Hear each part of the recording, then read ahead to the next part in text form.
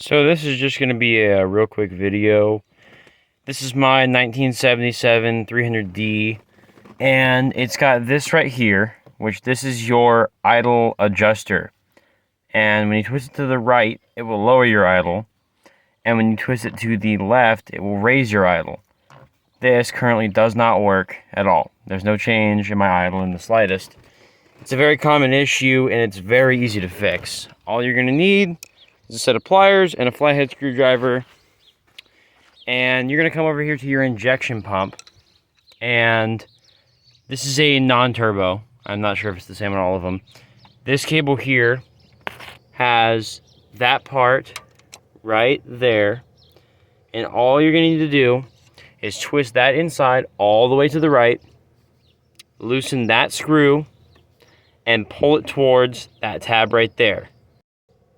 You can see now that I loosened that up, pulled it forward on the cable, pull some tension on the cable, slide that thing up and tighten that screw down, and now it'll be a little hard to tell. I'm going to leave my camera here, try to tuck it in place so you guys can actually see what that little screw is doing. That should be good. And I'm going to go ahead and turn this to the left.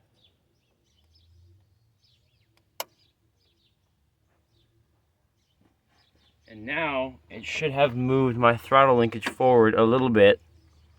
And now, when I turn it back to the right, it should loosen it. And you can see it's functional. It's not very much movement, but it is movement. There's still some stretch in this cable, and I'm sure if I replaced it, it would fix a lot of these issues. But it's not really worth it for me currently because I'm going to be putting a new engine in here. And if you guys would like to see the turbo conversion on this car, I'll probably be posting some videos soon. So this here is all my parts I'm using for the rebuild of that 1985 turbo engine. Got all new head bolts, new ring packs, rod bearings, and crank bearings.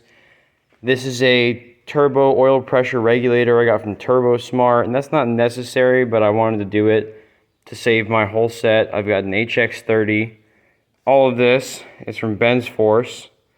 Very good deals. I mean, easily I saved $150 buying all of these parts from them. I also bought a full Irwing, I believe is the brand, gasket kit for this car, and I'm currently working on building a new intake and stainless steel header. These are all water jet cut flanges that I designed, and I cut them out of my work. And here's the engine. It's currently all disassembled in a whole bunch of boxes, and I'm getting ready to send the block, head, and oil pan off to get hot tanked. And then I'm also going to deck the head, deck the block, get the hone redone, and then I'm going to be putting this engine all the way back together.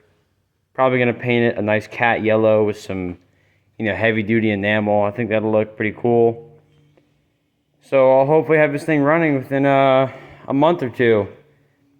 And I've also got my BMW here. It's off the jack stands now, still not running. A lot of you probably don't know what I have done to this car so far, but it is getting a 5.3 LS in it.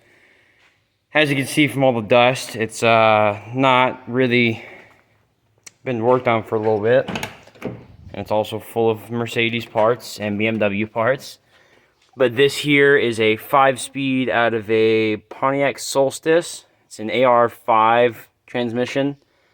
Basically an R154, but cheaper. It's built by the same company. And I've got an adapter kit and flywheel and all that from FabBot Fab. They make the adapter from 4L60E bell housing to AR5.